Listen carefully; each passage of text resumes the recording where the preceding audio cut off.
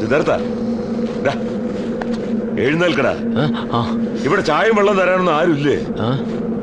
ആരെയും കാണുന്നില്ലല്ലോ. കാണുന്നില്ലേ? കരിമുക്ക, ഇയാളിത് എവിടെ പോയി കിടക്കണം? കരിമുക്ക, നമ്മൾ വന്ന വണ്ടികൾ കാണുന്നില്ലല്ലോ. എന്താ എന്താ? ജോലിക്കാരെ ആരെയും കാണുന്നില്ല, വന്ന വണ്ടികളും കാണുന്നില്ല. എന്താ കഥ? എന്റെ മൊബൈൽ ഫോണും കാണുന്നില്ല. സിദ്ധാർത്ഥ, ടൂർ ഓപ്പറേറ്ററെ വിളിച്ച് 4 തെറി പറ. മരുഭൂമി കൊണ്ടുവന്നിട്ട് തമാശ കാണിക്ക. അയ്യോ, എന്നെ മൊബൈൽ കാണുന്നില്ല. എന്റെ ഫോണും കാണുന്നില്ല. ആരുടെ ഫോണും കാണാല്ലോ എന്ന് പറഞ്ഞാൽ അതാരോ മനഃപൂർവ്വം ചെയ്ത പോലെ ഉണ്ടല്ലോ. നമ്മളിപ്പോ എന്ത് ചെയ്യും? നിങ്ങൾ രണ്ടുപേരും കൂടിയല്ലേ എല്ലാം ഏർപ്പാട് ചെയ്തത്. എന്നിട്ട് എന്നോട് ചോദിക്കുക. കരിമ, കരിമ, കരീം,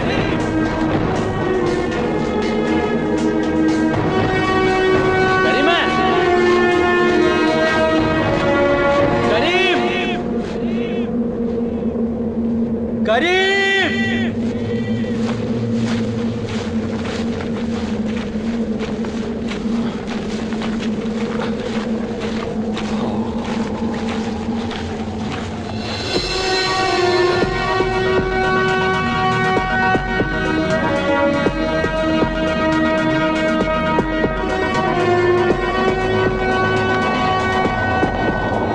ഒരു വണ്ടി വരുന്നുണ്ടല്ലോ.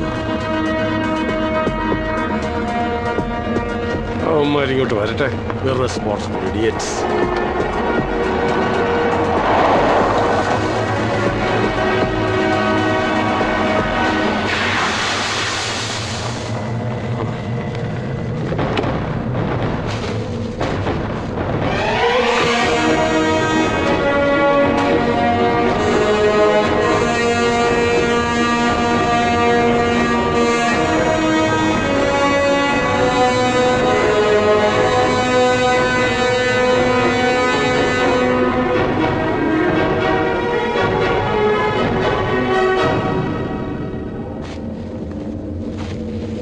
മൊബൈൽ ഇല്ലാത്തത് കൊണ്ട് ആരെയും കോണ്ടാക്ട് ചെയ്യാൻ പറ്റിയില്ല അല്ലേ?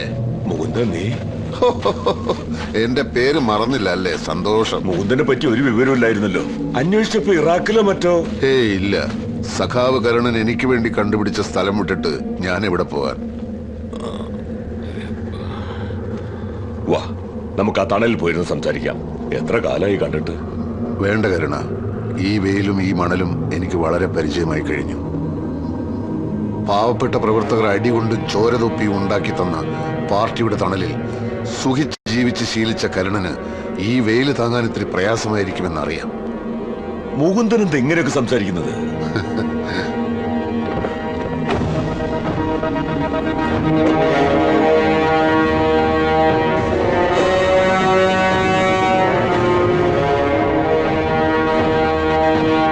ഈ ചെമ്മണ്ണൂർക്കാരെ ഓർമ്മയില്ലേ? ഇത് കരീം ഞങ്ങളെ കുറച്ച് സഹായിച്ചു. കൂടുതൽ സംസാരിക്കാനൊന്നുമില്ല മുകുന്ദേട്ടാ, അടിച്ചു കൊല്ലുക വേണ്ട വഞ്ചകനെ.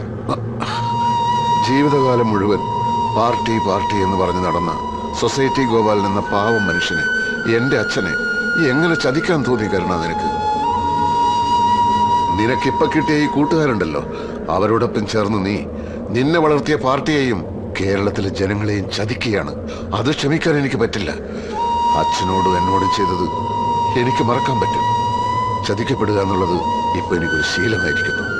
ഞാൻ എച്ചിൽ പാത്രം കഴുകിയുണ്ടാക്കിയ പണം നിന്റെ അനന്തരവൻ തട്ടിയെടുത്തു. അയ്യോ, മുതൽ എന്തായി പറയുന്നത്? ഞാൻ മിണ്ടരുത്.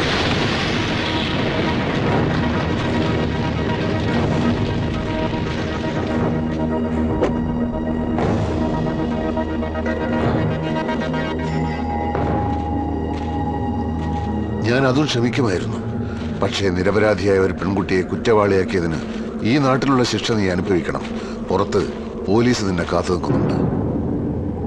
എന്താണോ തന്റെ ഉദ്ദേശം? ഞങ്ങളെ വരട്ടാൻ മാത്രം താൻ വളർന്നെന്നാണോ വിചാരം? കേരളത്തിലെ ഏറ്റവും പവർഫുൾ ആയിട്ടുള്ള മിനിസ്റ്ററാണെന്ന് കരുണൻ. ഞങ്ങളും അത്ര മോശക്കാരൊന്നും അല്ല, മനസ്സിലായിക്കോ? അറിയാം കുഞ്ഞുണ്ണി മുതലാളി, നിങ്ങളൊക്കെ വലിയ ആളുകളാണ്, മിടുക്കന്മാരുമാണ്. ഭൂർശ്വാസികളായ ചൂഷകർക്കെതിരെ പോരാടാൻ വേണ്ടി ഉണ്ടാക്കിയ പാർട്ടിയെ കുറച്ചൊക്കെ വരുതിയിലാക്കാൻ നിങ്ങൾക്കിപ്പോ സാധിക്കുന്നുണ്ട്. പണ്ടനുഭവിച്ച യാതനകൾക്കും പീഡനങ്ങൾക്കും പകരമായി തങ്ങൾക്കിനി കുറച്ചു കാലം സുഖിച്ചു ജീവിച്ചാൽ എന്താ എന്ന് ചിന്തിക്കുന്ന കരുണനെ പോലുള്ളവരെ വ്യാമോഹിപ്പിക്കാൻ നിങ്ങൾക്ക് കഴിയുന്നുണ്ട്. പക്ഷേ ചതിച്ചും വഞ്ചിച്ചും കൂട്ടിക്കൊടുത്തുള്ള ഈ ജീവിതം ഒരു ജീവിതമാണോടോ? നിർത്തടാ ചേട്ടേ. മിണ്ടരുതെന്നറിയും, മിണ്ടിയതിന്റെ നാവ് ഞാൻ അറിയും. കരുണ, സമരസഖാക്കളുടെ വിയർപ്പിന്റെയും കണ്ണീരിന്റെയും ഉപ്പാണ് നമ്മുടെ പാർട്ടി. ആ പാർട്ടിയുടെ നെഞ്ചത്ത് കസേരയിട്ടിരുന്നാണ് നീ ഇന്നലെ സായിപ്പിനോട് വിലപേശി കച്ചവടം ഉറപ്പിച്ചത്. ഇന്ന് ഉച്ച മുതൽ കേരളത്തിലെ TV ചാനലുകൾക്ക് ഉത്സവമായിരിക്കും. സായിപ്പിന്റെ മുഖവും ഡോളർ അടക്കി വെച്ച പെട്ടിയും ക്യാമറയിൽ ശരിക്കും പതിഞ്ഞിട്ടുണ്ട്. ഉച്ചയാവുമ്പോ ഇവിടെ താമസിക്കുന്ന ഹോട്ടലിൽ എത്താൻ പറ്റിയ എല്ലാം TV-യിൽ നേരിട്ട് കണ്ട് ആസ്വദിക്കുകയാവാം. കരുണ, തിരിച്ചു ചെല്ലുമ്പോൾ നിന്നെ സ്വീകരിക്കാൻ മുദ്രാവാക്യങ്ങളും ചെങ്കൊടികളും ഉണ്ടാവില്ല. നാട്ടുകാർ ചെരിപ്പ് മാലയിട്ട് ചീഞ്ഞ മുട്ടയെറിഞ്ഞ് നിന്നെ വരവേൽക്കും. നിന്റെ സ്വാധീനമെന്ന് പറയുന്നത് പാർട്ടിയുടെ സംഘബലമാണ്.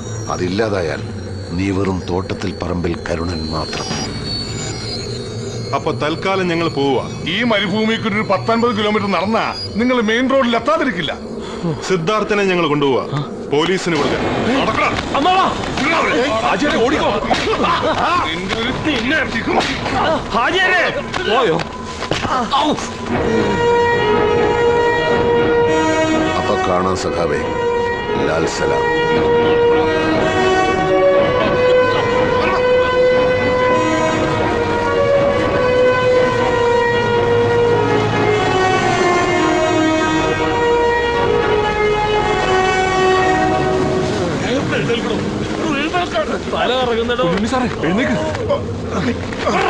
എവിടെ പോയി കിടക്കുവായിരുന്നു? ഞങ്ങൾ ഇവിടെ വണ്ടി പോയത് കണ്ടില്ല. ഇനി നടന്നു പോണം. ആ മൂന്തൻ ചച്ചോ അടിയന്തരം.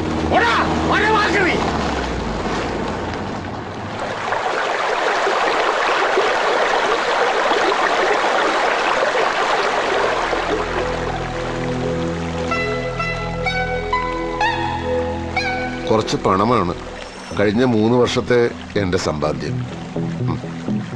നല്ല ചികിത്സ കിട്ടിയാൽ നിന്റെ സുഹൃത്ത് രക്ഷപ്പെടുമെങ്കിൽ അതിനുവേണ്ടി ശ്രമിക്കണം.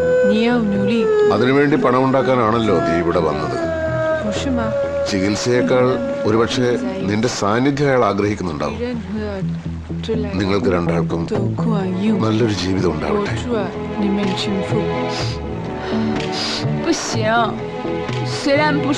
വേണ്ട, നിങ്ങൾക്കുണ്ടായ നഷ്ടങ്ങൾക്ക് മനഃപൂർവ്വമല്ലെങ്കിലും ഞാനൊരു കാരണക്കാരിയാണ്. പിന്നെ നിങ്ങൾക്ക് എന്നോട് തോന്നിയ എനിക്ക് തിരിച്ചറിയാനാവാതെ പോയ സ്നേഹം, അതും എനിക്ക് തിരിച്ചു തരാൻ കഴിയുന്നില്ല. ഇനി നിങ്ങൾക്ക് ആകെ ബാക്കിയുള്ള ഈ സമ്പാദ്യം എനിക്ക് എങ്ങനെ സ്വീകരിക്കാനാവും? ചെറുപ്പകാലം തൊട്ട് എന്റെ സ്വപ്ന രാജ്യമായിരുന്നു ചൈന. നിന്നെയാണോ, നിന്നിലൂടെ ചൈനയെ തന്നെയാണോ ഞാൻ സ്നേഹിച്ചത് എന്നൊന്നും എനിക്കറിയില്ല.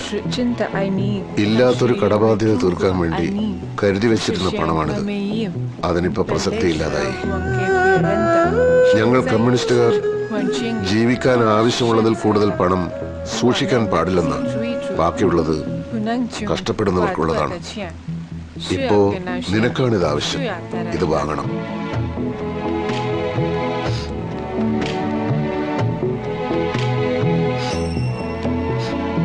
我想我们可能不会再见面了，但是我会永远记得你的。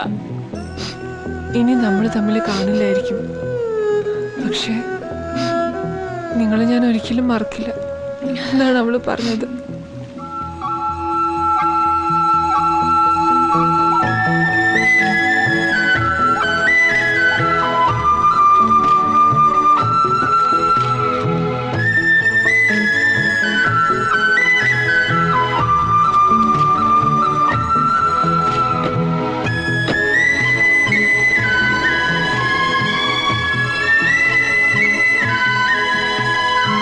ആ പണം ആവശ്യമില്ലെന്ന് എന്തടിസ്ഥാനത്തിലാണ് മൂന്നേട്ടം തീരുമാനിച്ചത്?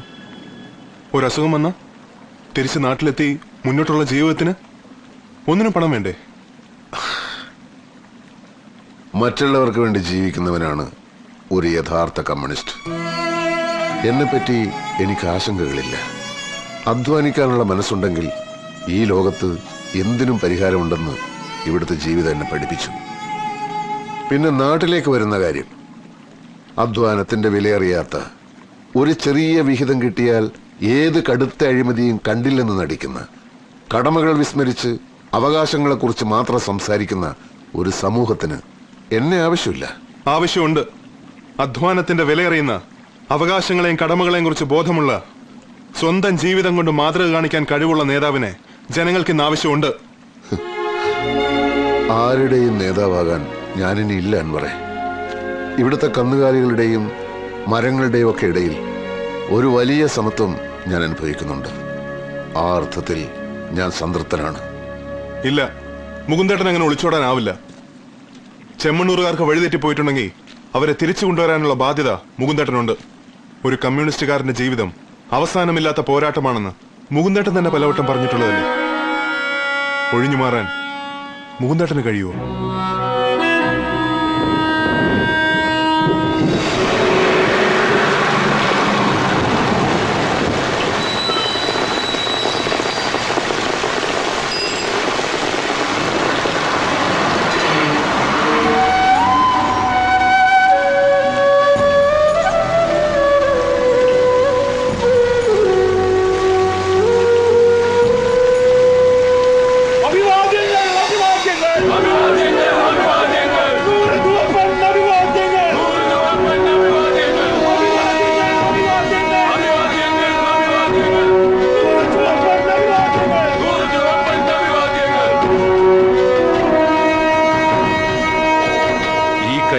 തളരില്ല, ഈ കാലുകൾ ഇനി പതറില്ല.